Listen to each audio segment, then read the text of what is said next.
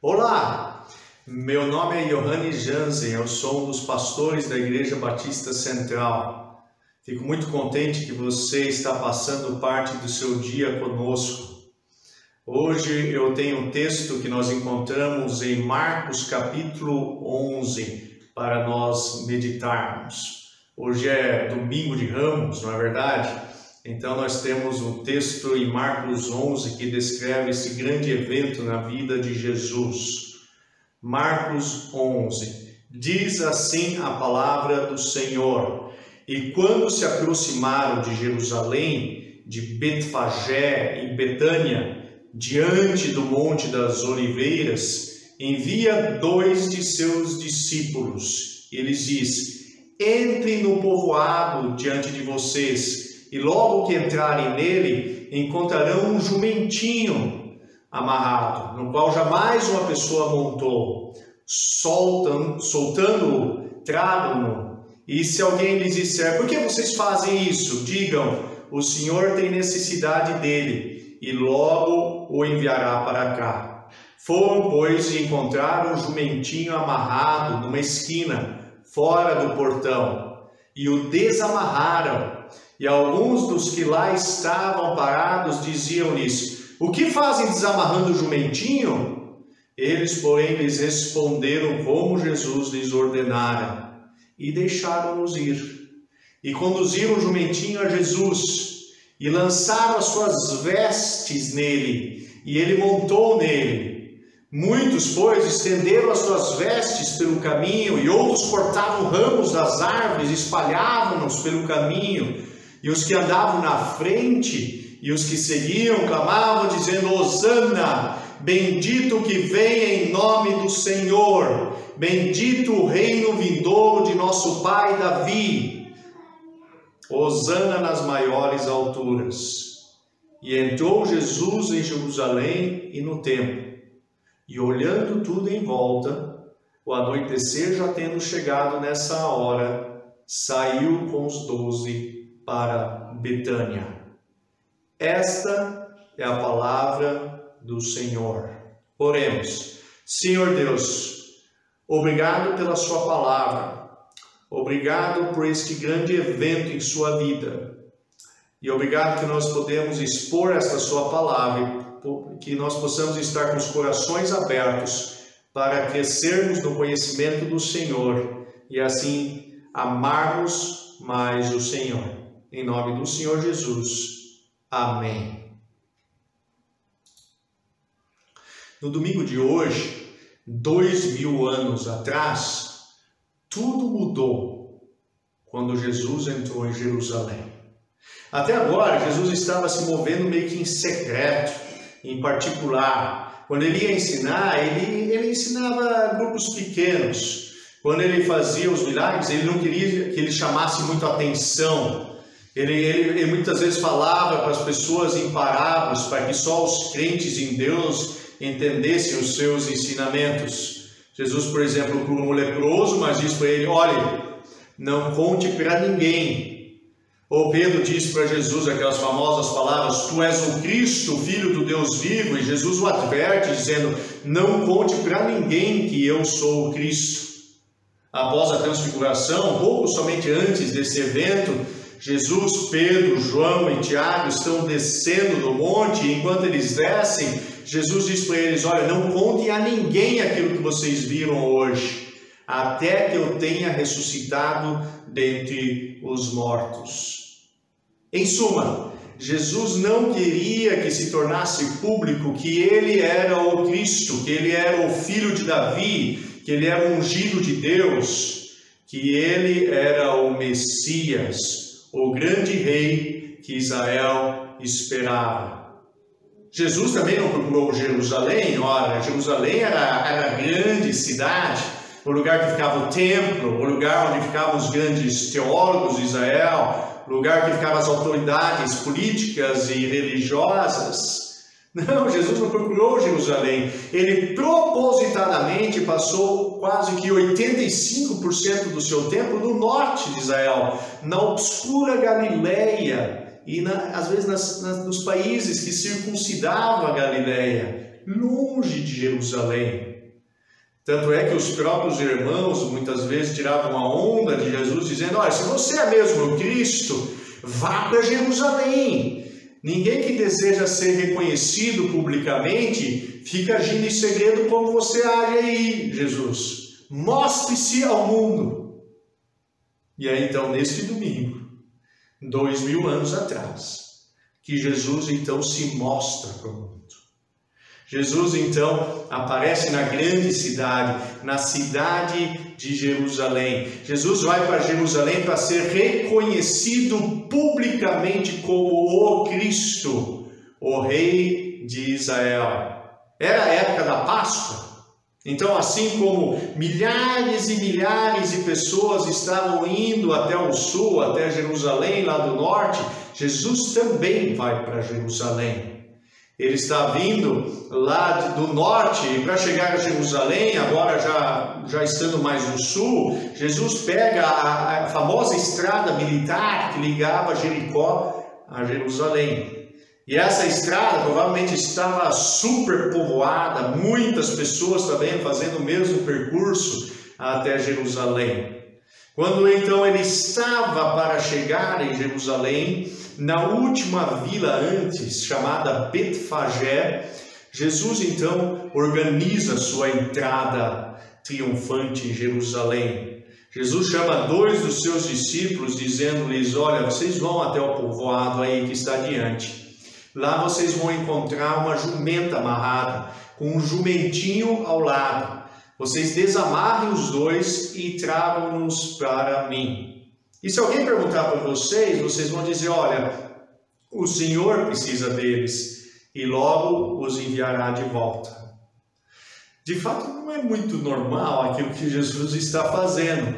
Simplesmente pedir para que 2 dos seus discípulos vão lá e peguem um jumento e uma jumentinha. Mas as pessoas provavelmente em Betfagé conheciam Jesus, porque Jesus já tinha passado por lá. Jesus já tinha estado naquela vila antes. Jesus então escolhe um jumentinho para montar. Um jumentinho.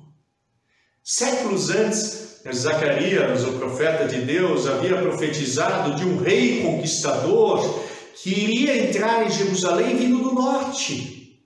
E ele iria entrar em Jerusalém não como herói de guerra, montado em cavalo de guerra, mas como rei da paz, montado num jumentinho.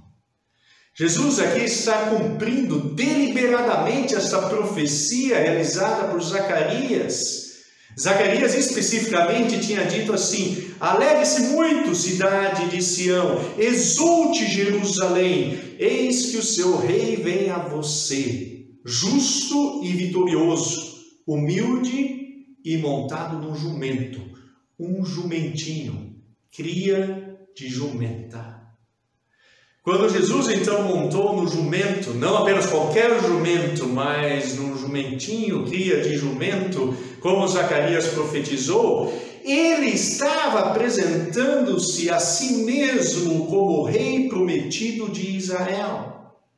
Ao montar o jumentinho, era como se Jesus estivesse dizendo a todos que estavam ali rodeando ele: eis que o seu rei vem a você, Jerusalém. Ora, Jesus conhecia a profecia de Zacarias, e ele também sabia que os judeus conheciam a profecia de Zacarias. Os judeus entendiam muito bem que no dia que um rei entrasse em Jerusalém montado num jumentinho, então a redenção de Israel estava próxima.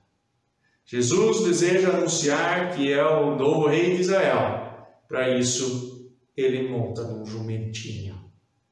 Conforme disse, não somente Jesus sabia disso, mas todos os judeus sabiam que se Jesus entrasse uma pessoa, um rei montado num jumentinho em Jerusalém, que isso seria o cumprimento da profecia de Zacarias. E eles, quando viram Jesus então fazendo isso, eles imediatamente reconhecem isso. Não é de se admirar que eles ficam todos excitados, alegres, entusiasmados com aquilo que está acontecendo. Eles imediatamente pegam as suas roupas e começam a jogar no chão para fazer uma espécie de tapete vermelho pelo qual o jumentinho e Jesus pudessem passar. Este era de fato um costume antigo. As pessoas jogavam suas roupas no chão para fazer um tapete para a procissão real. As roupas representavam a pessoa. Então, estender suas roupas no caminho para o rei passar era um sinal de grande humildade. Era como se você estivesse dizendo: eu sou muito inferior a este rei que agora está passando por mim. Assim como em outras festas e procissões reais, alguns começaram a cortar ramos de árvores e começaram a saudar Jesus. Eles começaram a cantar: Hosana ao filho de Davi, bendito é o que vem em nome do Senhor, paz no céu e glória nas alturas. Hosana nas alturas. Aquilo que eles estão cantando, nós encontramos entre os Salmos 113 e Salmos 118, são conhecidos como Salmos de Alel. São músicas do tipo: vamos para Sião, vamos para Jerusalém. São músicas como aquelas que os militares às vezes cantam enquanto estão correndo, músicas motivacionais, músicas que visam motivar um ao outro, músicas de certa forma de guerra. E então, enquanto os judeus eles viajavam para Jerusalém, eles peregrinavam para Jerusalém, eles cantavam salmos específicos, e eram esses salmos que eles costumavam cantar, hosanas. Esses salmos são recheados de hosanas, que significa Deus salva, aleluia. Esses salmos também têm muitos aleluias, que significa louve o Senhor. Ou seja, os peregrinos costumavam cantar esses salmos independentemente de Jesus estar presente ou não. Mas aqui esses salmos assumem um sabor especial, porque dessa vez, de fato, o rei está chegando em Jerusalém. Dessa vez, o filho de Davi está entrando em Jerusalém. Obviamente, quando Jerusalém ouviu esses salmos sendo cantados, ouviu Jesus montado no jumentinho, toda ela ficou alvoroçada. Afinal de contas, Jesus ele estava no monte, Betfagé ficava no Monte das Oliveiras, então Jesus estava começando a descer o Monte das Oliveiras, e o Monte das Oliveiras era visível de boa parte de Jerusalém. Então, quando os moradores de Jerusalém veem aquilo que está acontecendo, aquilo mexeu com a cidade. Lembre-se que os peregrinos conheciam muito melhor a Jesus que os próprios moradores de Jerusalém. Tanto é que quando Jesus entra na cidade, os moradores eles perguntam aos peregrinos: quem é este? E eles respondiam de peito cheio: este é Jesus, o profeta de Nazaré da Galileia. Ele está vindo lá do norte, ele não é daqui. Mas nem todos em Jerusalém estavam excitados acerca da chegada de Jesus. Os líderes poderosos de Jerusalém, Israel, eles estavam obviamente assustados. Afinal de contas, a cidade estava tremendo. Os líderes de Jerusalém não mostravam nada daquilo que estava acontecendo. Diziam eles: esse Jesus é perigoso. Afinal de contas, ninguém junta uma multidão de pessoas assim por acaso. Nós precisamos de alguma forma acompanhar esse Jesus, nós precisamos parar este Jesus. E então é isso que eles fazem nos próximos dias, eles colocam pessoas para acompanhar a Jesus. Sempre onde Jesus está, tem alguma pessoa por perto. Eles tinham medo, porque de repente estavam anunciando a presença de um novo rei, o rei de Israel. Jesus então cavalga, ele cavalga para dentro de Jerusalém. Interessantemente, ele não vai até o palácio de Jerusalém, mas ele vai para o seu palácio, o templo. Ora, os judeus eles odiavam os romanos. Afinal de contas, já fazia anos que os romanos dominavam a sua terra, a sua querida terra. vocês terem ideia do ódio que os judeus tinham para os romanos, daqui a algumas dezenas de anos, mais ou menos 35, 40 anos, os judeus eles se rebelam contra Roma, mesmo sabendo que praticamente a guerra era perdida. E eles perdem de fato a guerra. Jerusalém é destruída, inclusive o templo. Ou seja, os judeus, tudo que eles ansiavam era um libertador messiânico, aquele que de uma vez por todas iria restaurar o trono do grande rei Davi, e ia estabelecer o reino de Deus na terra. Então todos imaginavam que quando Jesus agora estivesse entrando na cidade de Jerusalém, que ele de alguma forma talvez fosse se dirigir ao palácio, ia dar um basta nos romanos, ia expulsar aquelas autoridades romanas e os judeus que tinham se aliado a eles de Jerusalém. Entretanto, para a surpresa dos judeus, Jesus vai para o templo. A partir deste domingo, Jesus toma posse do seu palácio, o templo. Sentado em seu trono, Jesus passa os próximos dias ensinando o seu povo. É como se ele estivesse em sua corte real, ensinando os seus súditos, algo que jamais ele tinha feito. Mas neste domingo, tudo que Jesus faz é inspecionar o templo. Primeiro dia de trabalho, é como se fosse o primeiro dia de trabalho. Primeiro dia de trabalho, eu vou conhecer o palácio. Vou inspecionar o palácio. Mas depois da inspeção, todos talvez esperassem de Jesus um discurso emocionante, um discurso motivador, um discurso contra os romanos. E tudo que ele faz depois da inspeção do templo é, uma vez que está anoitecendo, ele pega o mesmo caminho de volta, passa por Betfagé e vai dormir na próxima vila chamada Betânia, talvez na casa de Maria, Marta e Lázaro. Um anticlímax total. Ninguém esperava um final como aquele. Ninguém entendeu nada.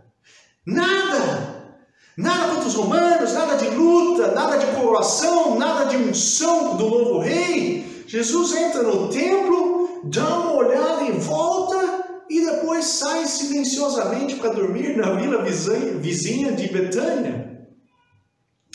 E é isso também que acontece durante os próximos dias. Tudo que Jesus faz é ensinar no templo.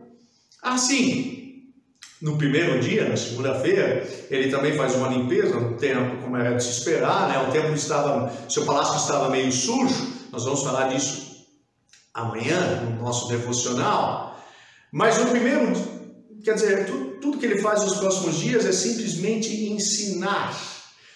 Nenhum dedo lhe riste contra os romanos. Ele sequer ensina o motivo contra os romanos. Ao invés disso, nos próximos dias, digamos, os agentes secretos de Israel, eles estão lá acompanhando Jesus e procurando até, inclusive, provocar Jesus para armar uma cilada, para que ele fosse preso de alguma forma. E eles colocam, então, perguntas provocantes para Jesus. E tudo que Jesus responde é o seguinte: deem a César o que é de César, e a Deus o que é de Deus.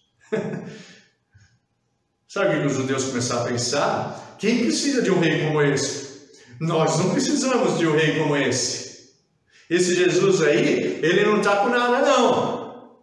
Tanto é que na quinta, na sexta, mais para o final de semana, já tinham tantas pessoas desapontadas com Jesus, que nenhuma pessoa apareceu para impedir a prisão de Jesus. Nenhuma protestou contra o julgamento injusto que Jesus estava sofrendo. Pelo contrário, provavelmente algumas dessas pessoas estavam lá juntas, gritando: crucifica esse Jesus, ele é um banana. Ele não está fazendo nada daquilo que nós esperávamos.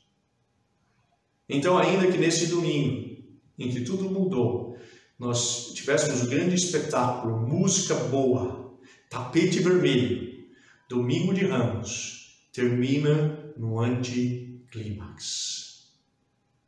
Por que os judeus ficaram tão decepcionados? Porque eles queriam um rei. Eles queriam um rei, mas somente para preencher suas necessidades.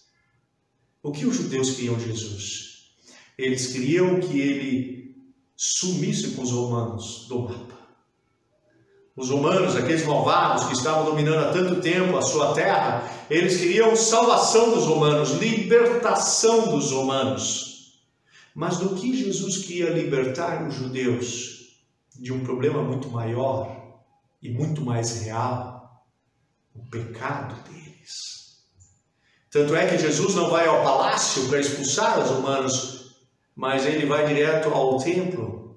E olha as palavras fortes que Jesus diz. Esta casa deveria ser conhecida como casa de oração, mas vocês a transformaram em casa de ladrões. Jesus chama os judeus, muitos daqueles que cantaram os louvores, de ladrões. Amanhã eu explico melhor o que isso significa. De qualquer forma, muitos estavam ali louvando Hosana, mas só estavam interessados em que aquele rei expulsasse os romanos de sua terra. Quando perceberam que Jesus não iria atender suas necessidades, todos caíam fora. Não sobrou um ao lado de Jesus. Os judeus, eles desprezaram sua real necessidade. Considere uma vez a seguinte situação. Digamos que Zé e João estão jogando futebol lá no seu quarto. E o Zé está perdendo. E tem uma regra lá no jogo deles que é a seguinte: se alguém porventura entrar pela porta do quarto que eles estão jogando bola, essa pessoa pode por 5 minutos jogar no time de um deles. Então isso daria uma grande vantagem, né? De repente seriam 2 jogando contra 1. Então eles estão lá jogando, o Zé está perdendo o jogo de goleada, ele perdeu todos os últimos jogos, ele está irritado com o domínio de João, e de repente então entra uma pessoa pela porta. Sabe quem? Messi. Zé fica todo extasiado, é a chance da vida dele. Agora são 2 contra 1, mas não são quaisquer 2 contra 1, é Messi e ele contra João. Sua necessidade está preenchida. E quando ele diz, joga a bola aí, vamos começar o jogo logo, nós vamos ganhar esse jogo. E de repente, para a surpresa dele, Messi diz, corram, vamos sair rápido do quarto. A casa está pegando fogo, nós vamos morrer. E Zé tenta parar, ele diz, não, vamos terminar o nosso jogo. E o jogo? Agora é a minha chance de ganhar o jogo do João. É a minha chance de acabar com ele. 2 contra 1. Olha, o que você diria de Zé? Ele está louco. Zé está louco. Olha, os Zé são judeus. Jesus queria salvar os judeus dos seus pecados, do fogo. E os judeus só queriam ganhar o jogo. Eles queriam ganhar deles contra os romanos. Mas os Zé não são só os judeus. O Zé é você. O Zé é você quando não encara a sua situação real. O Zé é você que possui os seus pecados lá escondidos em sua vida. A sua ira que se manifesta durante esses dias enquanto você está em casa. Ao seu celular, quando você está sozinho no seu quarto, e aquilo que você está vendo. O Zé é você reclamando, murmurando o dia inteiro. O Zé é você. É você que possui lá os seus pecados, mas não quer resolver essa real necessidade, não quer o rei que resolva essa real necessidade que você possui. Tudo que você quer é ganhar o jogo. Tudo que você quer é ficar são de sua doença. Tudo que você quer é ter um emprego. Tudo que você quer é dinheiro, é aquele sofá, é aquela casa. Tudo o que você quer são coisas periféricas quando comparados à sua necessidade real, que é retirar o pecado de sua vida.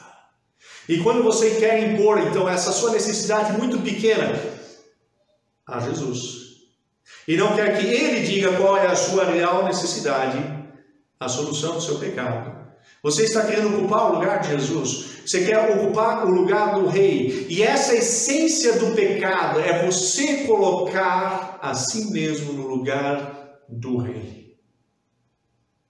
Talvez nesse ponto você diga, tudo bem, irmãos. Eu tenho que tratar a minha real necessidade, meu pecado, é verdade isso. Mas o que dizer dessas minhas outras necessidades? Bem, eu sei que talvez durante esses dias você tenha necessidades mais do que nunca. Talvez você tenha perdido um emprego e talvez você não tenha uma poupança boa e irá então começar a passar por necessidades, correndo o risco talvez de passar fome. Você talvez irá passar uns dias só, solidão, e você já é tão só. Você já não tem tantos amigos, tantas pessoas ao seu lado.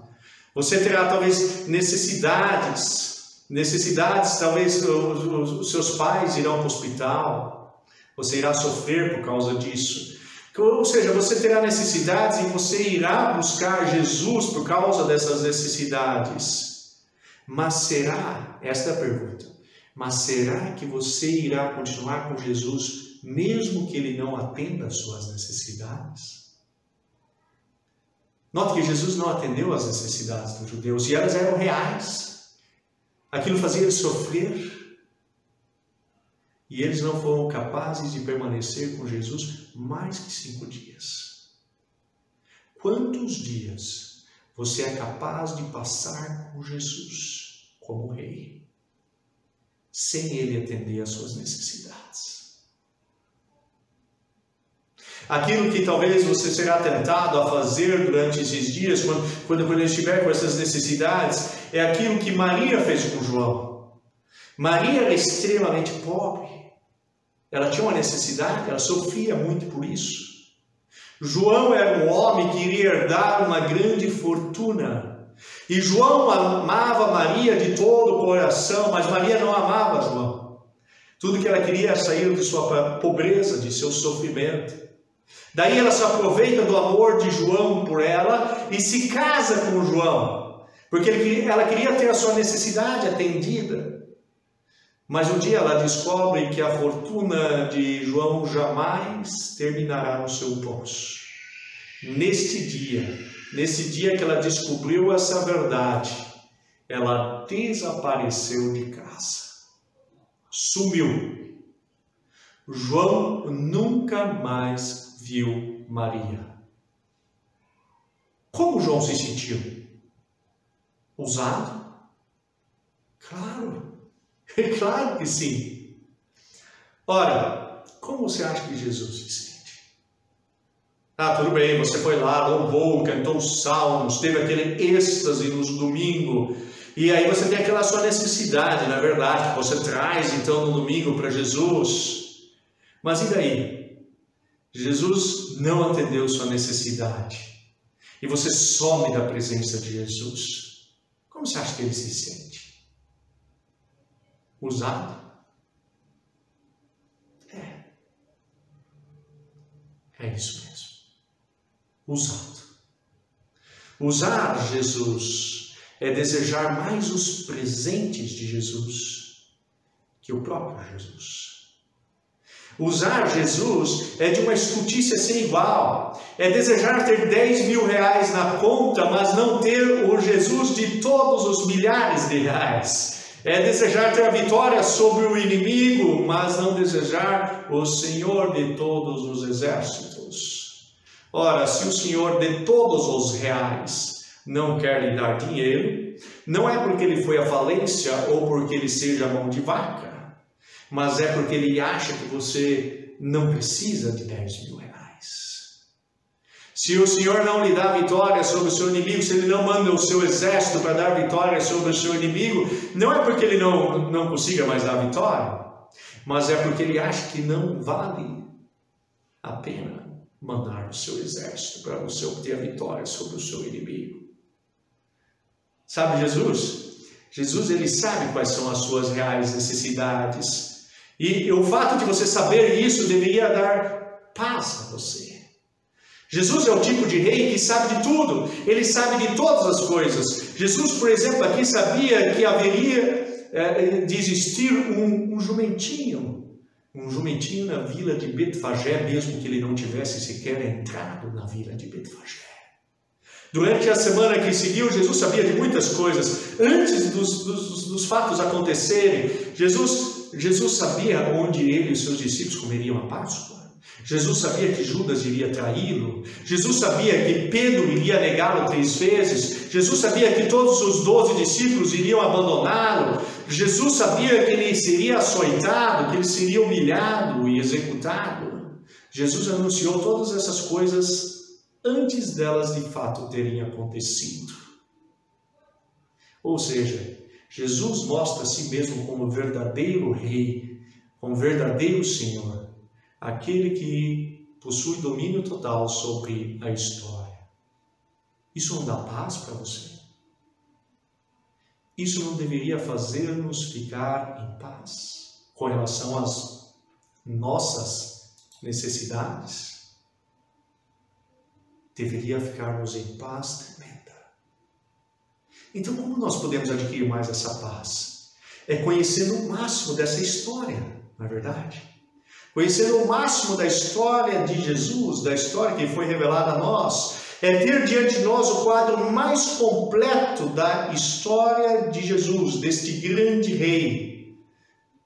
No domingo que se seguiu a este domingo 7, ou seja, 7 dias depois, os discípulos de Jesus, inclusive, eles tinham esse quadro mais completo.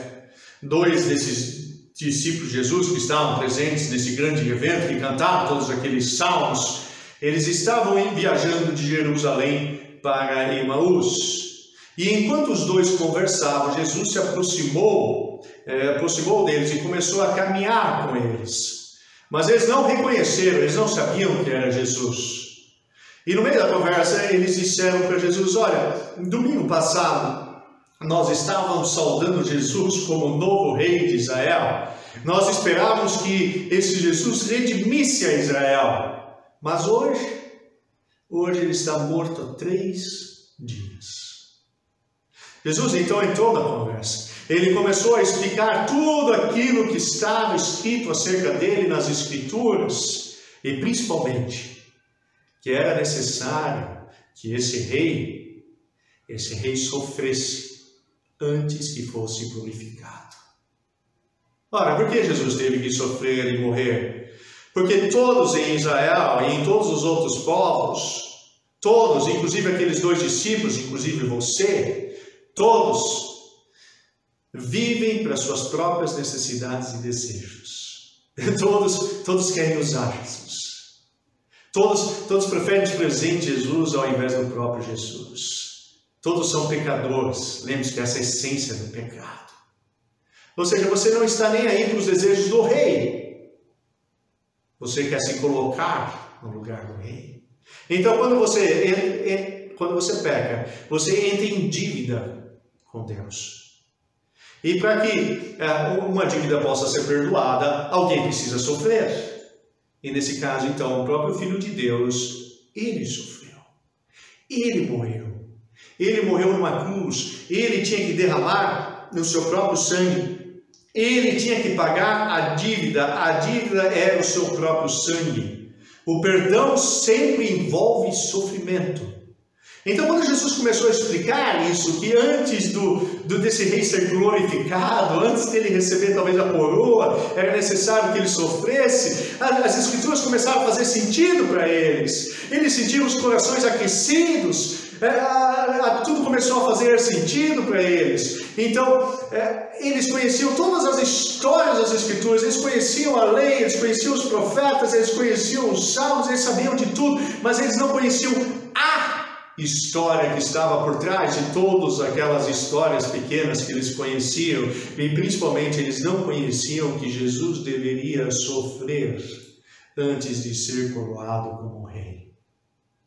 Esses 2 discípulos eles ficaram tão entusiasmados em ouvir Jesus expor as Escrituras, expor a história, e já estava anoitecendo. Então, quando eles chegaram em Emaús, eles disseram para Jesus: é Jesus. Eles ainda não sabiam que era ele, obviamente. Eles disseram: fique conosco, passe a noite conosco, está escurecendo. Então Jesus entrou para ficar com eles. E quando Jesus estava sentado à mesa com eles, ele tomou o pão e, tendo dado graças, ele partiu o pão e deu para eles. E então eles reconheceram que era Jesus. O rei estava ali diante deles. Esse rei tinha que ser um rei muito poderoso, afinal de contas. Ele saiu do túmulo, ele venceu a morte. Se a morte não era capaz de vencer esse rei, então nada poderia vencer esse rei. De repente os discípulos não estavam mais preocupados com suas necessidades. Os romanos, nem aí. Ali diante deles estava o rei de toda a história. Cedo ou tarde, isso acontece conosco também. Nós seguimos a Jesus, nós achamos que nós conhecemos o Rei, e de repente, para nossa surpresa, Jesus está do nosso lado, e nós sequer o reconhecemos, e Ele começa a expor as Escrituras para nós, e de repente, então, nós não estamos nem aí mais para as nossas necessidades, porque nós começamos a entender a nossa real necessidade, nós começamos a entender as Escrituras, nós deixamos de ficar inquietos. Então, quando nós nos reunimos, por exemplo, aos domingos, como é o dia de hoje, e Cristo nos expõe um pouco mais as Escrituras, nós sentimos o nosso coração arder. Daí, durante a reunião, nós sentamos com Cristo à mesa, Ele dá graças, Ele parte o pão e o distribui. E de repente nós o reconhecemos.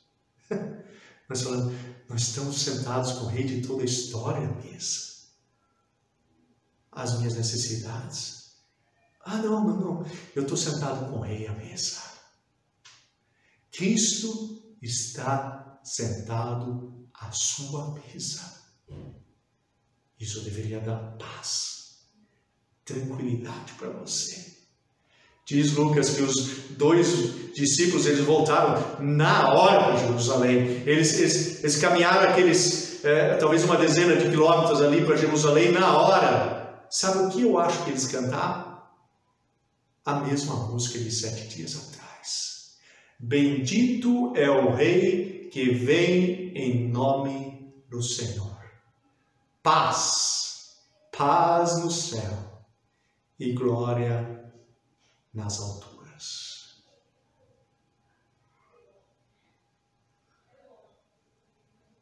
Puxa. Talvez durante o sermão você tenha ouvido Deus falar que você de fato não tem tratado o seu problema real. Você tem alguns pecados ali armazenados em seu coração. Mas tudo que você está preocupado durante esses dias é que Deus resolva as suas necessidades. Você está querendo usar Deus. Então essa é a hora de você confessar o seu pecado. Ou talvez, de fato, você tem levado as suas inquietações para Deus, mas você não tem visto Jesus expor as Escrituras para você, e Ele sentado à sua mesa, partindo o pão. Então aproveite esse momento, onde você está aí, ajoelhe-se, confesse o seu pecado a Deus. Eu vou confessar o meu pecado a Deus aqui também. Oremos.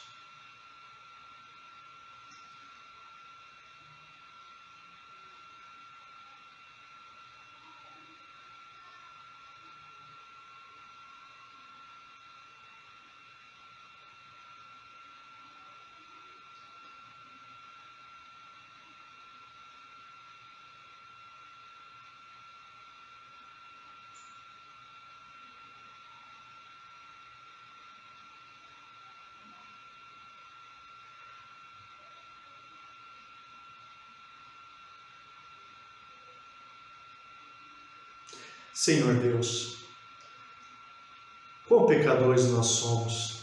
Nós queremos ser rei, mas nós não conhecemos nada.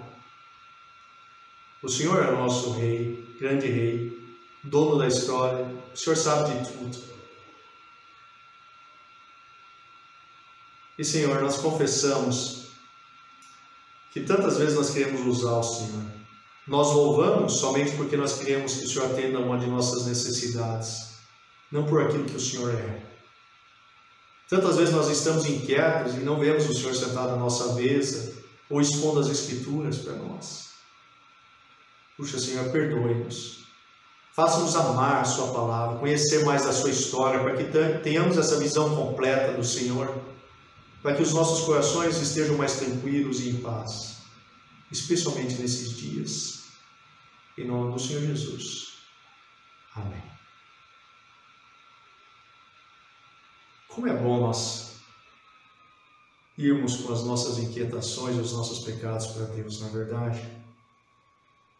Deus, Ele promete que se nós nos humilharmos diante dEle, Ele vai ouvir a nossa prece e vai nos atender. Então, baseado nisso, que bom saber que os nossos pecados estão perdoados. Eu fiquei tão feliz que você passou parte desse dia conosco. Se você quer obter mais informações acerca de nossa igreja, ou mesmo deseja conhecer um pouco mais dessa história que nós falamos hoje, deixe o seu comentário, entre em contato conosco. Nós teremos o prazer de ajudar você a conhecer mais das Escrituras, mesmo durante esses dias. Eu gostaria de terminar esse breve encontro que nós estamos tendo à distância. Que saudade nós temos de vocês todos. Nós gostaríamos de terminar esse encontro com a bênção final. Que a graça de nosso Senhor Jesus, que o amor de Deus e que a comunhão do Espírito esteja com todos nós. Amém.